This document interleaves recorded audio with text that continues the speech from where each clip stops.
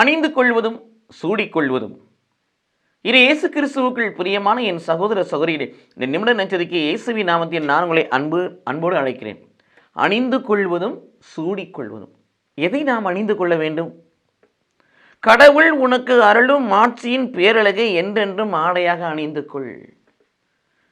கடவுள் தன் மகத்துவத்தை, மாட்சியை, பேரழகாக, அந்த பேரழகை, மாட்சியின் பேரழகை, மகத்துவத்தின் பேரழகை ஆடையாக உனக்கு கொடுத்துக்கிறார்.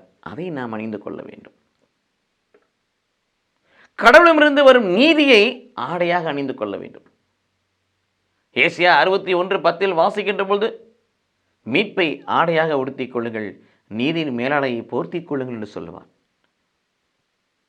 இது இயேசு கிறிஸ்துவுக்குள் பிரியமானவர்களே, கடவுளிடமிருந்து வரக்கூடிய நீதியை ஆடையாக நாம் உடுத்திக் கொள்ள வேண்டும் அல்லது அணிந்து கொள்ள வேண்டும்.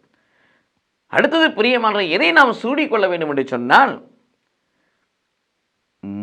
கடவுள் கொடுக்கக்கூடிய மணிமுடியாகிய மகிமையை நாம் சூடிக்கொள்ள வேண்டும். அப்படி அணிந்து கொள்ள இருக்கக்கூடிய பிள்ளைகள், சூடிக்கொள்ள இருக்கிற பிள்ளைகள், நமக்கென்று இருக்கிற துயரத்தையும் துக்க கோலத்தையும் துயர ஆடைகளையும் முதல்ல தூக்கி எறியணும். துயர ஆடைகளையும் துக்க கோலத்தையும் தூக்கி எறிந்துவிட்டு, என் தேவன் என்னை உயர்த்த நல்ல ஒரு அளவமாக இருக்கிறார், அவர் என்னை மாட்சிமைப்படுத்துவார், அவர் என்னை மகிமைப்படுத்துவார், அவர் என்னை உயர்த்துவார் நம்பிக்கொண்டு வருகின்ற பொழுது, அணிய வேண்டியதை அவர் அணிய செய்வார், சூட வேண்டியதை அவர் சூட செய்வார்.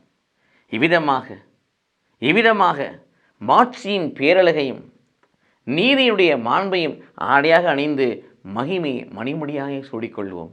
கடவுளுடைய பார்வையிலே விலையேறப்பட்டவர்களாக இருப்போம். கடவுள் நம்மை ஆசீர்வதிப்பாராக. ஆமென்.